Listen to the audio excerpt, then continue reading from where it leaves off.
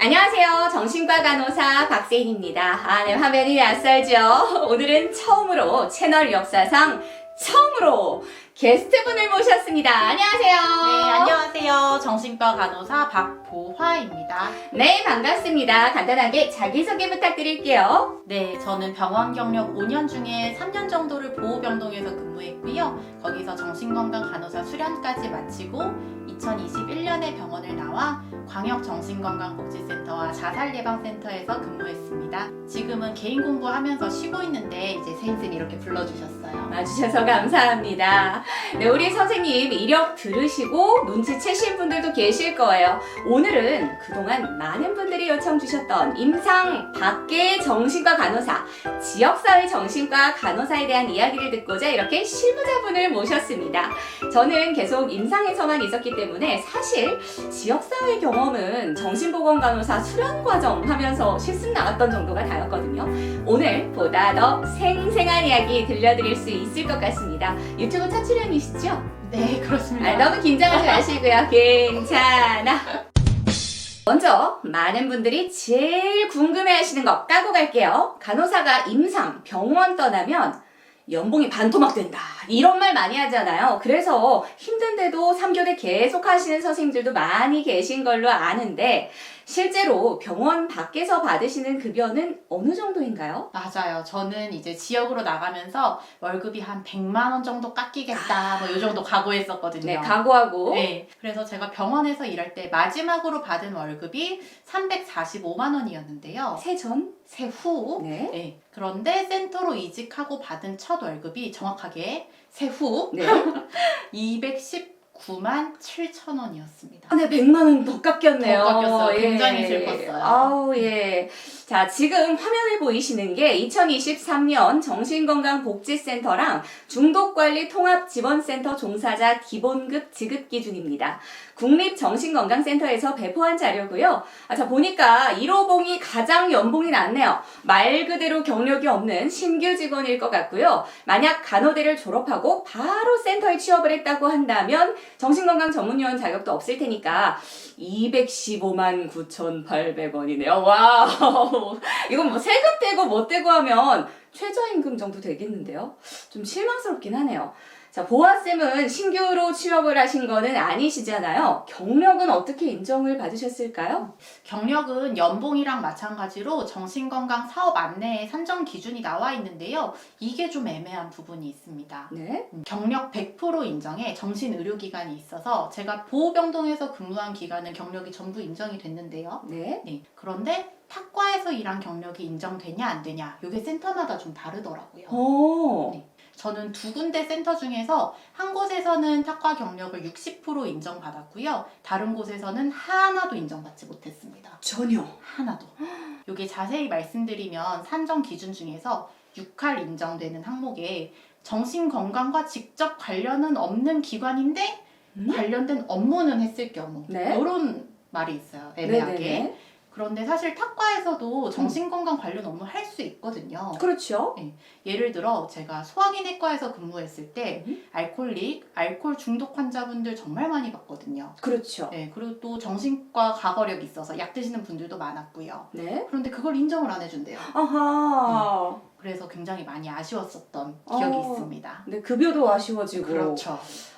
네. 그러면 4호봉에 정신건강 전문요원 팀원으로 들어가신 거니까 팀원이셨던 거 맞죠? 그렇죠. 그럼 팀원의 4호봉이면 248만 2천 원이 기본급으로 나오네요. 자, 실제로 받으신 급여가 이 정도가 맞나요? 네, 그게 세전으로 이제 그 정도인 거고요. 세전으로. 네. 예. 또 하나 예외적인 게 서울 소재에 위탁 운영되는 센터들은 서울시 내 급여 기준이 또 따로 있어서 그걸 따르는 곳도 많이 있고요. 네. 또 보건소에서 직영으로 운영되는 센터들도 또 나름의 테이블이 있는데 기본적으로는 앞서 보여주신 표대로 임금을 받고 있습니다. 이게 1년에 한 호봉씩 올라가는 거니까 만약에 내가 지금 25살이고 30년 동안 센터에서 근무를 한다. 뭐 그 정도 근무하면 센터장은 몰라도 팀장은 되겠죠? 그러면 476만 700원. 박하긴 박하네요. 30년인데 연봉으로 하면 5,700이 조금 넘어요. 세 전이고요. 3교대 하는 간호사 초봉이 큰 병원이면 한 4, 5천 하는 걸로 아는데 그렇게 크게 차이가 안 나요. 경력에 비해서 정말 급여가 적네요. 수당은 많이 붙나요? 제가 센터에서 뵌 팀장님들은 보통 한 10년 차 정도 네. 되셨고요. 인력이 부족한 곳은 5년 차에도 팀장을 달기도 하더라고요. 네. 수당은 저 기본급에 이제 센터마다 처우 개선비나 복지 수당을 붙여주는 곳들도 있고 초과 수당이랑 출장비 정도가 붙는 것 같아요. 이게 맡은 업무에 따라서 출장 여부가 많이 갈리다 보니까 광역센터에서는 저는 거의 기본급만 받았고요. 자살예방센터에서는 이제 초과 수당이랑 출장비 해서 30만 원 정도 더 받은 것 같아요. 복지는 어떨까요? 약간 뭐 준 공무원처럼 일하실 것 같은데요. 연차 사용이라던가 근무 환경, 뭐 오버타임, 워라밸 같은 것도 궁금합니다. 워라밸 정말 중요하죠. 네. 일단 연차 네. 당연히 자연스럽게 사용 가능하고요. 어우, 자유롭게. 그리고 내 업무 중에 엄청 스케줄이 있는 게 아니면은 저희는 당일에도 시간차 쓰고 퇴근하기도 했어요. 이야, 당일에. 당일에 예. 그냥 1시간 차, 2시간 차, 네. 뭐 반차, 연차 다 사용 가능하고요. 나 상교된 꿈도 못 꾸던. 절대 네. 할 수 없는 곳이죠. 그리고 오버타임은 병원처럼 이거 다 안 하면 너 못 가. 이런 식은 절대 아니에요. 컨펌 받고 가. 너 이거 다 하고 확인 받고 가. 이거는 절대 아니고요. 네네. 자율적으로 하고 한 달에 초과 수당이 10시간까지 인정이 됐었거든요. 그래서 그 안에서 필요한 만큼만 야근하곤 했습니다. 예, 이거 너무 좋네요. 또 저는 3교대 하면서 내내 제가 불면증이 있다고 생각했거든요. 그쵸? 네, 하지만 나오면서 싹 완치가 됐고요. 네. 그리고 아무래도 병원이 업무 강도도 높고 긴장을 빡 하고 일을 해야 되는 곳이잖아요. 네네네. 센터는 그런 피로도는 확실히 낮고요. 뭐 정시 출근, 정시 퇴근 당연히 가능하고요. 예, 당연한데 우리한테는 당연하지 않았던 거 가능하고요. 네, 예. 우리 신규 때 이제 12시간 넘게 근무했던 거 생각하면은 그쵸. 근무 환경에선 차이가 많이 나는 것 같아요. 그런데 이게 또 다만 결국 병원에서도 연차가 쌓이면 업무에 익숙해지고 또 정시 퇴근도 가능하잖아요. 가끔. 네. 그러다 보니까 결국에는 다시 급여 문제로 돌아가지 않나 싶고요. 또 센터는 인건비라는 게 결국에 예산을 받아서 쓰는 부분이다 보니까 경력보다는 예산에 맞는 사람을 뽑는 경우가 종종 있습니다. 가뜩이나 전문 요원 부족한데 연봉까지 낮으니까 지원 더 안 하고 그렇죠. 그러다 보면은 정신건강 전문 요원이 아니라 일반 간호사나 사회복지사를 뽑는 경우도 종종 있는 것 같아요. 전문성이 좀 떨어지겠네요. 그렇죠. 앞으로 고령화 사회가 되어서 치매 쪽도 그렇고 정신건강에 대한 국가적인 수요가 정말 커지고 있어서 사람이 점점 더 필요할 텐데 처우가 이렇다면 사람 뽑기가 쉽지 않을 것 같습니다. 아주 단순하게 시장 논리에 따라서 얘기를 하자면요. 몸값을 올려줘야 한다. 그래야 더 전문적이고 우수한 인력이 지역사회로 갈 수 있다. 이런 생각이 드네요. 아무리 정신과 간호사가 사명감이다 뭐다 해도 생업이고 직업이니까요. 그렇죠. 자, 그럼 구체적으로 선생님이 지역사회에서 어떤 일을 하셨는지 또 많은 분들이 궁금해하세요. 하셨던 업무를 좀 간단히 얘기해 주실 수 있을까요? 지역에서 하는 일은 너무 광범위한데요. 일단 광역센터랑 기초센터 업무가 다르고요. 광역센터 근무 시에는 제가 실무자 선생님들 역량 강화를 위한 교육을 담당해서 강사 섭외하고 교육 진행하고 이게 주된 업무였고요. 현장 업무는 따로 맡지는 않았습니다. 그런데 자살예방센터에서는 사례관리팀이었어요. 아하. 그래서 대상자 관리가 주된 업무였고요. 네. 또 국가나 지자체에서 시행하는 치료비 지원 사업 이런 걸 맡기도 했었고요. 대상자 관리 그 흐름을 간단하게 말씀드리면 뭐 개인, 병원, 행정복지센터, 학교, 경찰 여러 곳에서 이분 자살 위험성이 있는 것 같아요 라고 저희에게 대상자 의뢰를 주시고요. 그럼 저희가 대상자분께 컨택을 해서 상담 의사를 여쭤봅니다. 그래서 그래요 상담 받을게요 하면은 센터 등록 대상자가 되는 거죠. 다 무료죠. 그렇죠. 다 네네. 무료로 진행이 되죠. 저는 적게는 한 20명, 많을 때는 40명 정도 대상자를 관리했고요.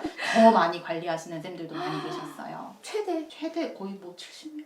70명이요. 외우기도 힘들겠는데. 네. 네. 그래서 이 대상자분들은 그 자살 위험성에 따라서 주 1회에서 월 1회 정도 대면 상담을 하고요. 중간중간엔 전화로 계속 관리를 하고 필요하면은 가정 방문을 하거나 외래를 동행하기도 하고요. 또 대상자에게 필요한 복지 자원이 있다. 그럼 연계를 해주기도 하고요. 또 센터로 이제 전화가 오는 거죠. 네. 나 지금 죽어버릴 거예요. 아이고야. 네, 자살할 거예요. 이런 전화가 오면은 저희는 그 위급성을 판단해서 112에 신고도 하고 그런 역할을 하고 있었죠. 그 마포대교에 있는 생명의 전화, 뭐 자살 위기 상담 전화 이런 거나 응급 출동 그런 것도 나가신 거예요? 제가 근무한 센터는 아니었지만 1577-0199 정신건강 위기상담센터 요 주간 전화 받는 센터도 있고요. 또 응급 출동은 저희가 돌아가면서 매일매일 당직이 정해져 있어요. 그래서 경찰에서 이제 협조 요청을 하면은 프로세스에 따라서 출동을 하죠. 응급 출동을 나가면 먼저 대상자 상태를 평가하고 그리고 자타 위험성이 높다라고 하면은 응급 입원까지도 저희가 도와드립니다. 자살 예방 센터다 보니까 관할 구역에서 자살 시도가 있다 그러면 무조건 저희한테 연락이 오거든요. 무조건. 네. 네. 그리고 아무래도 공공성을 띠다 보니 이게 정책이랑 같이 가는 경향도 높고요.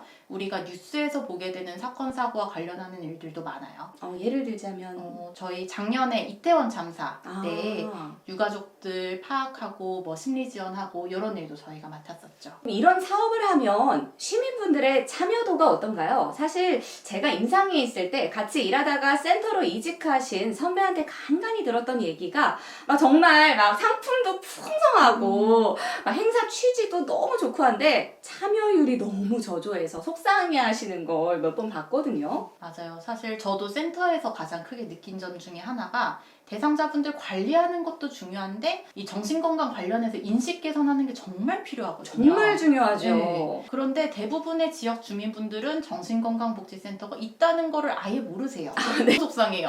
네네. 특히 자살예방센터는 이 자살이라는 단어에서 주는 거부감이 굉장히 심해서 저희가 홍보물을 배포하는데 네. 홍보지 배포하지 말아라 우리 아파트에는 이런 연락도 많이 받았어요. 홍보물도 네.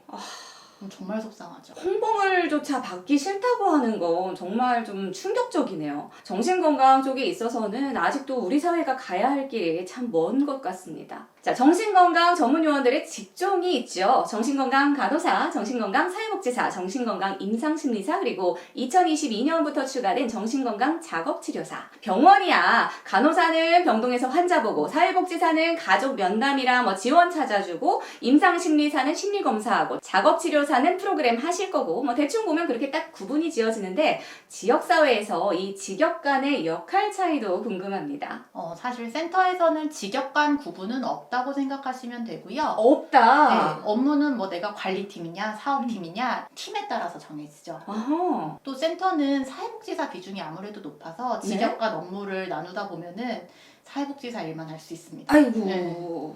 제가 센터에서 본 간호사는 많으면 한 30%, 적으면 10% 정도고요. 2년간 센터 다니면서 정신건강 임상심리사 1명 받고요. 한 명? 정신건강 작업치료사도 1명 받습니다. 한 명. 아우, 네. 환상의 포켓몬이네요. 네.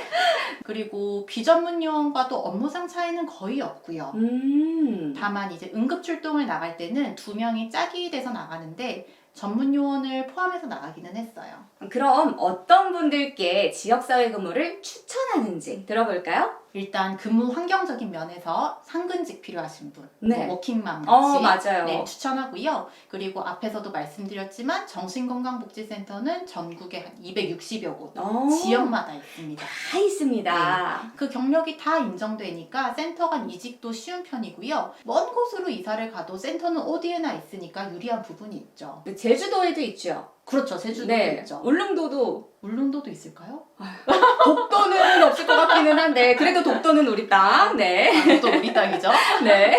그래서 저는 군인 네. 남편 따라서 센터 이렇게 옮겨 다니시는 선생님도 본 적이 있어요. 지역에 구애받지 않을 수 있다. 맞아요. 네. 그리고 또 업무적으로는 행정 능력이 있는 분, 네. 또 간호사들이 센터에 나와서 가장 힘들어하는 부분 중에 하나거든요. 네. 우리가 병원에서 차팅 안 하면 환자 본 줄 모르잖아요. 그쵸. 그런 것처럼 센터에서 하는 모든 사업들은 문서로 시작해서 문서로 끝납니다. 네. 계획안에서 시작해서 결과 보고로 끝나거든요. 아이고, 예. 네, 그렇다는 거 있고 또 내가 뭔가 기획, 또 교육, 홍보 이런 거를 내가 구상한 걸 그대로 하고 싶다. 네. 실력이 있다. 네, 이렇게 열정 넘치시는 분들 네네. 지역으로 나오세요.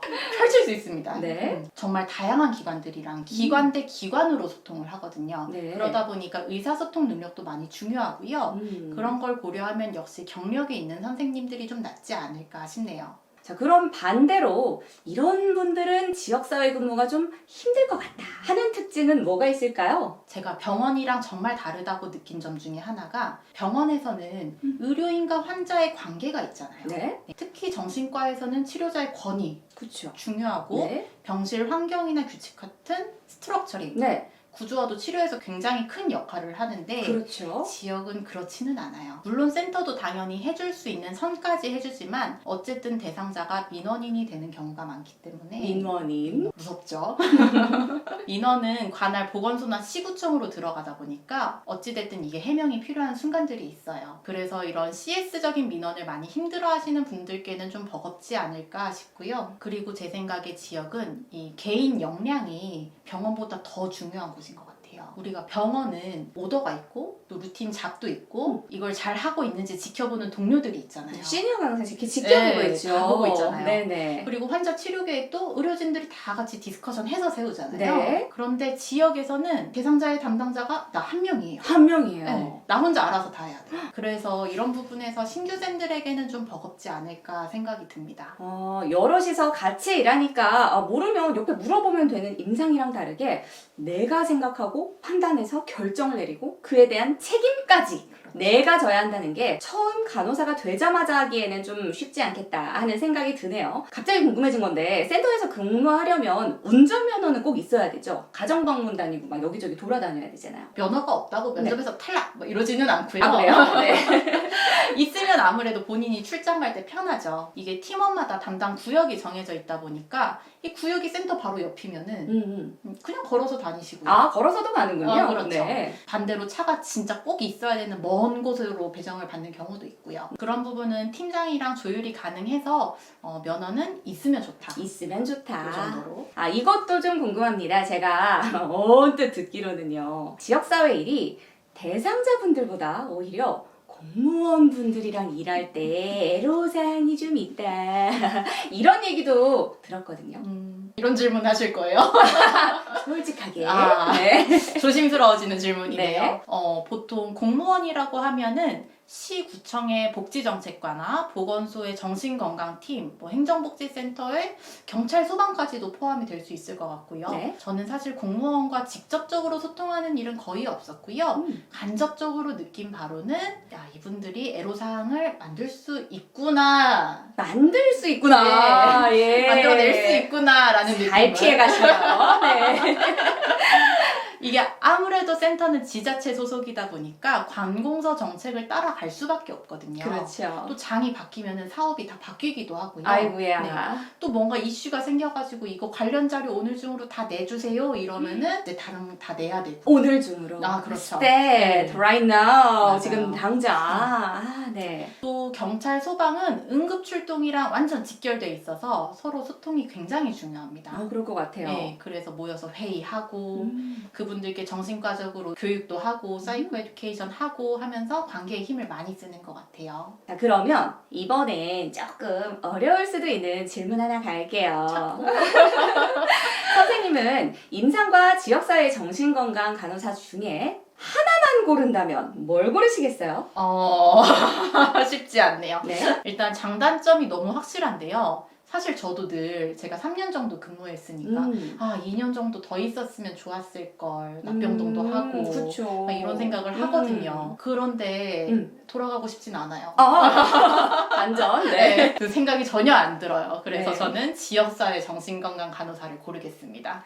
네. 그럼 지역사회 정신건강 간호사로서도 역량을 펼치시는 걸로. 자, 구독자분들 중에 간호대학에 다니고 계시는 학생 간호사 선생님들도 꽤 계실 것 같은데 졸업하고 바로 센터에 취업하는 것에 대해서는 어떻게 생각하실까요? 물론 원서 내도 붙을 수도 있고 떨어질 수도 있겠지만 취업이 된다고 했을 때 신규로서 지역에 나가는 건 사실 간호사 강점이 전혀 없는 채로 나가는 것 같다고 느껴지고요. 왜 우리 병원에서도 신규가 바로 정신과에 오면은 IV 못 잡는다 이런 얘기 있잖아요. 주사는 놀 줄 아니? 그러니까요. 네. 그런 점도 좀 걱정스럽고 또 하나는 센터로 바로 오면 슈퍼바이징 받기가 쉽지가 않아요. 어쨌든 병원에서 우리가 빠르게 간호사로서 성장할 수 있는 이유 중에 하나가 인수인계 시간이잖아요. 네.